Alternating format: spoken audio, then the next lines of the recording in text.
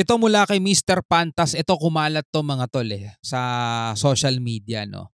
May nakuhanan na higanteng muka 'no, sa gilid ng buwan.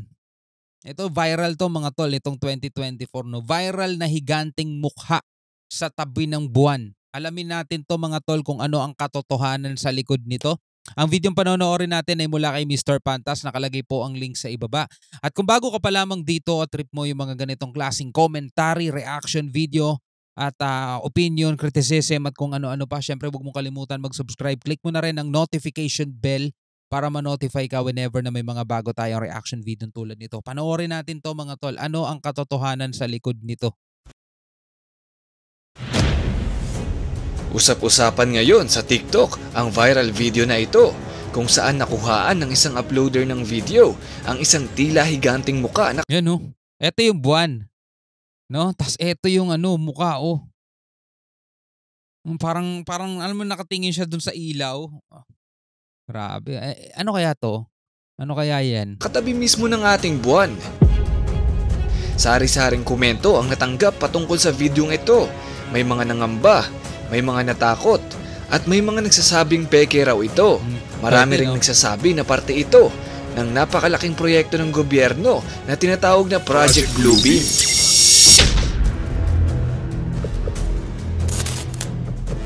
Ano nga ba ang totoo? Viral na video ng higanting muka na katabi mismo ng ating buwan. Yan ang ating aalamin. Sa panahon kasi natin ngayon na accessible na yung mga magagandang magagandang mga gadgets kung saan pwede ka mag-edit ng mga videos tulad nito, itong videong to.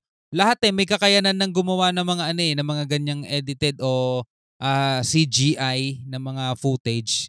Kaya hindi mo na rin malalaman kung totoo ba yan o hindi totoo yan. Talagang kung ang trip nung nagpapakalat nun is para lituhin ng mga tao, magtatagumpay talaga siya no?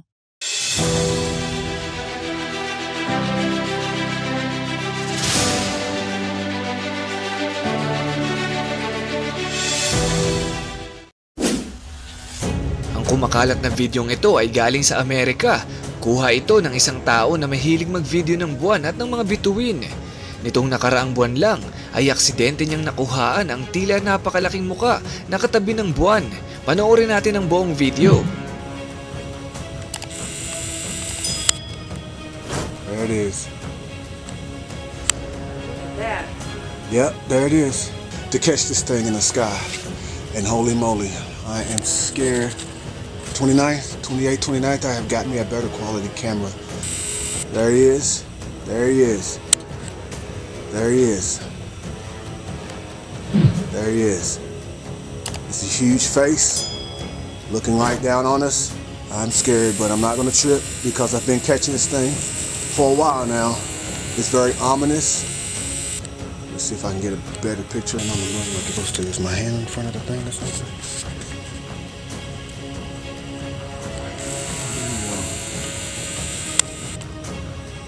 Let's see if I can zoom in a little bit brighter. Talagang mukha may ilong. Hugis talaga, may labi. Oh, I lost it. There it is. There it is. Camera makes it so clear. There it is. Grabe oh. Sari-saring komento ang nasa video. Ghosts Official. Bro, this is so fake. Just look at his old videos. All of them are fake. Oh, my paranoid ass thought that this was real. May mga nagsasabing pineke ito. Pero marami ring lumabas na mga video editor sa comment section. Sinabi nilang mahirap i-edit ang ganitong klase ng video. Lalo pat naka-zoom ito ng husto gamit ang isang mataas na uri ng kamera. Mapapansin ding hindi gumagalaw sa pwesto ang higanting muka kahit pa malikot ang pagkuha ng video. Ang pinakamasaklap pa dito ay posible raw na parte ito ng tinatawag na Project Bluebeam. Sa mga may camera dyan, kapag kapag nakatodo zoom, yung yung camera mo, talagang medyo mababa na talaga yung nun, yung stabilization nun, talagang malikot na, konting galaw mo lang malikot na. Sa mga hindi pa nakakaalam, ang proyektong Project Bluebeam ay isa ring usapin na kumakalat sa internet. Sinasabing proyekto ito ng gobyerno na naglalayong kontrolin ang mga tao sa hindi nahahalatang paraan. Bago natin pag-usapan ng malalim ang Project Bluebeam, balik muna tayo sa buwan. Palagay mo, kapantas, gawa-gawa lang ba ang imaheng ito o posibleng totoo? Aantayin ko ang comment mo sa ibaba. Well, kung ako ang tatanungin ay hindi ko pa masabi kung totoo ito. Sana nga pineke lang, no? Dahil kung totoong may ganyang bagay nga ay talagang nakakabahala. Imagine, mukha pa lang yung nakikita dyan at malabo pa. Kumbaga, bahagi pa lang siya ng isang mas malaki pang bagay. Tignan mo, napakaliit lang ng ilaw, kumbaga parang bumbilya lang sa harap niya, no, yung buwan. Alam naman natin kung gaano kalaki ang buwan. Kung totoo ito, ay baka hindi na mag-function ng maayos ang ating buwan. Sabi nga ng ilang malilikot ang isip sa comment section, ay baka daw kainin nito ang ating buwan. Yan, ito yung mga edited, oh. Ang ating buwan ay napakalaking importansya para sa atin. Ito ang nagbabalanse ng ecosystem. Kung walang buwan, ay titigil ang pagkakaroon ng high tide at low tide. Kung wala nito, ay mahihirapan ang mga hayop sa dagat ng makakain ng maayos at magparami. Unti-unting mauubos ang mga isda. Pati na rin ang mga hayop sa kalupaan ay maapektuhan din. Shucks. Napakaraming mga hayop ang ginagawang gabay ang buwan para makapag-navigate. Kung wala nito, ay hindi na magiging balanse ang food web sa kagubatan. Tinuturo sa eskwelahan na kapag magulo ang food web ay pati tayo ay maaapektuhan. Ang imaheng ito ay inihinalang parte raw ng Project Bluebeam. Sabi ng lalaking ito na nagngangalang Eric.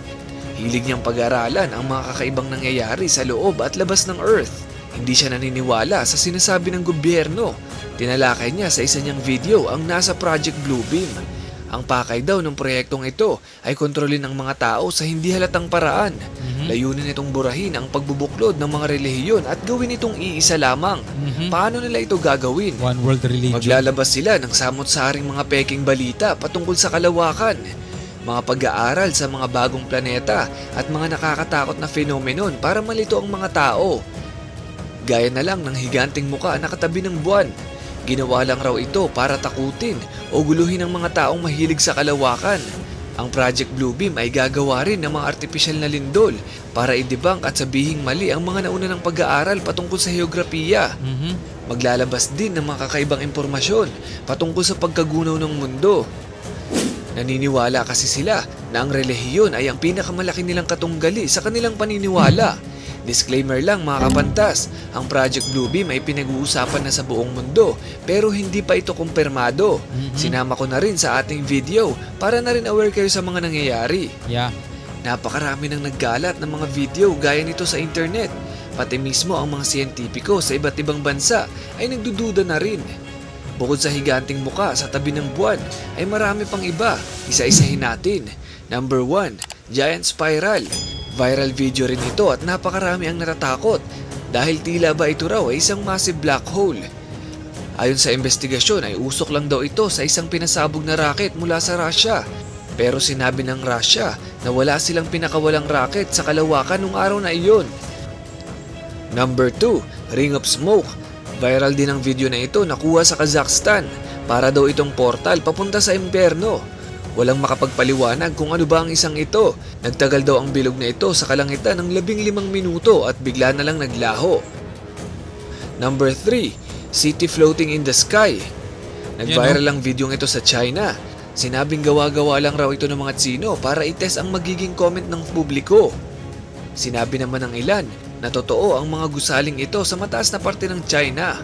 Number 4, UFO clouds in Cape Town. Nagmistulang parang mga alien spacecraft ang mga ulap na ito. Sinabi naman ng iba na gawa ito ng tornado sa himpapawid. Number 5, Zambian Flying Ghost. Pinagkaguluhan ang bagay na ito sa himpapawid ng Zambia. Marami ang natakot dahil ito ang pinakaunang imahe sa lugar na iyon. Parang Ang fake iba naman naman yan. nabahala at ang iba ay nakuha itong sambahin. Number 6, Blood Red Sky. Noong nakaraang taon ay nagkaroon ng tila kulay dugong kalangitan. Ang lahat ay natakot, ang iba na may nangamba na baka makakuha sila ng sakit sa pangyayaring ito. Marami rin ang nagsimulang magdasal sa kani-kanilang Panginoon dahil tila raw ba simula na ito ng katapusan. Number 7, Flying Fireball. Nakuha ang may nagpapalutang-lutang na bolang umiilaw sa ibabaw ng kagubatan. Number 8, Light Pillars. Tingnan nyo ang mga ilaw na ito, para bang magkakaroon ng alien abduction. At hindi lang sa gabi ito nangyari, Nangyari rin ito sa hapon habang papalubog ang araw. Number 9, Cross in the Sky. Nung makita ng marami ang mga bagay na ito ay marami ang nagdasal. Sari-saring debate ang nangyari noong mga panahong ito. Number 10, Second Sun over Slovakia. Kung mahilig kayong manood ng mga aliens at history, ay maaalala natin na ang pagkakaroon ng 2 araw ay maaaring senyales na dapat silang sumamba sa kanilang Panginoon. 10 pa lang yan sa listahan mga kapantas at napakarami pang iba. Mga pakulo at mga kakaibang kaganapan pa ang kumakalat para lituhin ang ating paniniwala. Kaya payo ko mga kapantas, bago maniwala ay aralin muna itong maigi. Tama. Hindi lahat ng nakikita natin sa social media ay totoo. Yun lamang po para sa video ito. Okay, so kahit si Mr. Pantas mga tol, hindi niya rin nasagot, no, at hindi pa siya makapagbigay ng komento about doon sa giant face, no, sa tabi ng buwan. Ngayon kung ikaw ang tatanungin, ano sa tingin mo yun? Ito ba'y edited lang, peke, o ito talaga ay nakunan ng camera mga tol? Sabi ng mga video expert, mahirap daw i-edit yun at hindi daw yun peke, no? Sa totoo yun. So ano kaya yun mga tol, no? Comment ka na lang sa ibaba. Maraming salamat sa iyong panonood. Hanggang sa muli, ako nga pala si Shobaldi. Peace out.